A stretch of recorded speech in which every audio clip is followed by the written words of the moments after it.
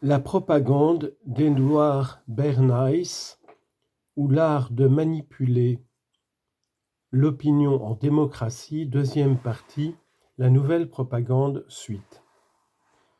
Le rapport du Dr Pritchett, un des administrateurs de la Fondation Carnegie pour la paix dans le monde, répond à une tentative pour rassembler des informations sur la colonie juive implantée dans un monde arabe instable.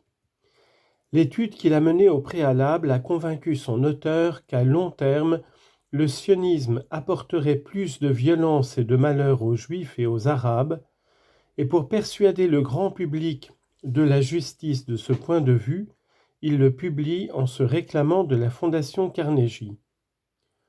Quant à la déclaration du président de la Chambre des agents immobiliers de New York et à celle du ministre Hoover, elles sont également destinées à rallier le public à l'opinion qu'elles défendent.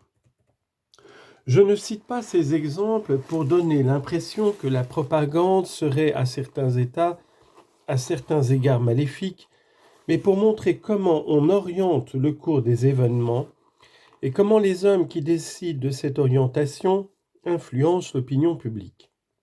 En tant que telle, les 4 cas mentionnés relèvent de la propagande moderne, expression qu'il faut maintenant tenter de définir. La propagande moderne désigne un effort cohérent et de longue haleine pour susciter ou infléchir des événements dans l'objectif d'influencer les rapports du grand public avec une entreprise, une idée ou un groupe. Cette pratique, qui consiste à déterminer les circonstances et à créer simultanément des images dans l'esprit de millions de personnes, est en réalité très courante. Aujourd'hui, elle participe à quasiment toutes les entreprises d'envergure, qu'il s'agisse de construire une cathédrale, de financer une université, de commercialiser un film, de préparer une émission d'obligation ou d'élire le chef de l'État. L'effet attendu sur le public est créé, selon les cas, par un propagandiste professionnel ou un amateur à qui on aura confié ce soin. Ce qu'il faut retenir, c'est d'abord que la propagande est universelle et permanente. Ensuite, qu'au bout du compte, elle revient à enrégimenter l'opinion publique, exactement comme une armée enrégimente les corps de ses soldats. Les gens susceptibles d'être ainsi mobilisés sont légion, et une fois enrégimentés, ils font preuve d'une telle opiniâtreté qu'ils exercent collectivement une pression irrésistible sur le législateur, les responsables de journaux et le corps enseignant. Leur groupe défend bec et ongle ces stéréotypes, ainsi que les appelle Walter Lippmann, et transforme ceux de personnalités pourtant éminentes, les leaders de l'opinion publique, en bois flotté emportés par le courant. Qu'en flairant ce qui s'apparente peut-être à une soif d'idéal, le sorcier impérial nous dépeint une nation exclusivement peuplée de nordiques patriotes, l'Américain moyen de vieilles souches blanches commence par s'emparer de cette image, en tout point conforme à ses préjugés, puis il l'adopte, car il se sent évincé de sa position légitime, menacé dans sa prospérité par les nouvelles générations d'immigrants.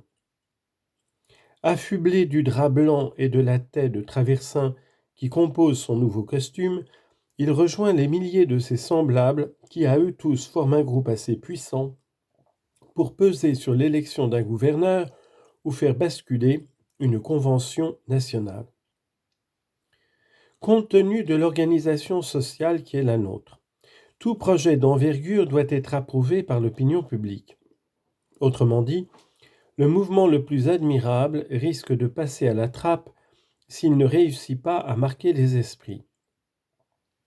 En matière de charité publique comme en affaires, en politique et même en littérature, partout la propagande s'est imposée parce qu'il faut mobiliser le peuple pour qu'il donne de l'argent, tout comme il faut le mobiliser pour qu'il souscrive à la prophylaxie antituberculeuse. L'Association pour l'amélioration des conditions de vie des pauvres de New York, Near East Relief, et la myriade d'organisations existantes doivent travailler l'opinion comme si elles voulaient lui vendre des tubes de dentifrice. La diminution de la mortalité infantile est pour nous un motif de fierté. Elle aussi est l'œuvre de la propagande. Partout présente autour de nous, la propagande modifie les images mentales que nous avons du monde. Même si la remarque paraît par trop pessimiste, ce qui d'ailleurs reste à prouver, les tendances que reflète l'opinion sont indubitablement réelles. La propagande est de plus en plus utilisée en raison de son efficacité reconnue pour obtenir l'adhésion du grand public. Cela indique à l'évidence qu'à partir du moment où quelqu'un, n'importe qui, a suffisamment d'influence, il peut entraîner à sa suite toute une partie de la population, du moins pour un temps et dans un but précis. Autrefois, ceux qui gouvernaient étaient des guides, des meneurs. Ils orientaient le cours de l'histoire en faisant simplement ce qu'ils avaient envie de faire.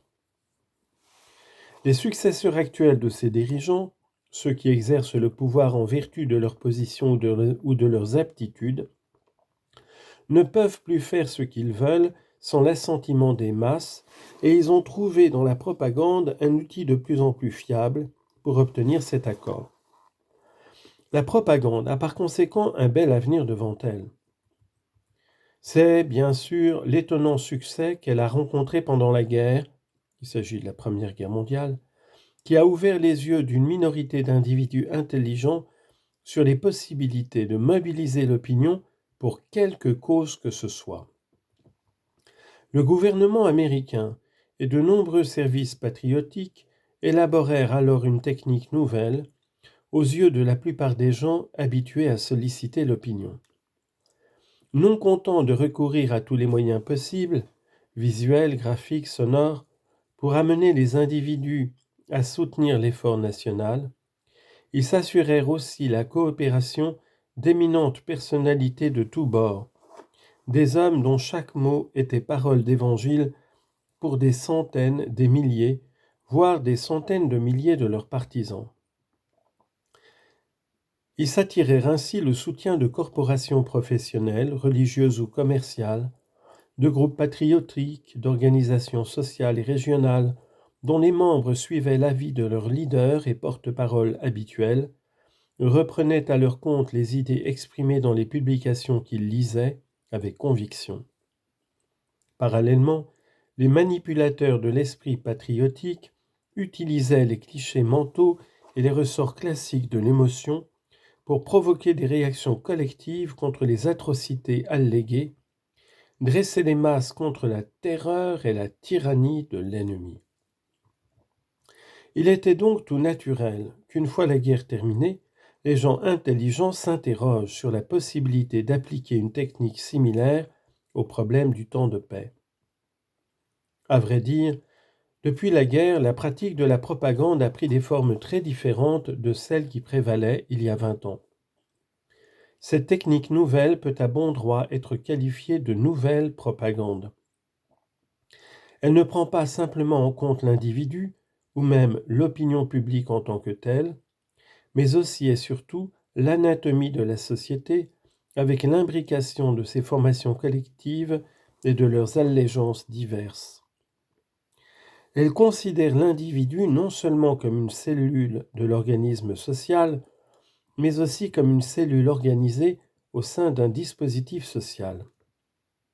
Excitez un nerf à un endroit sensible et vous déclencherez automatiquement la réaction d'un membre ou d'un organe précis.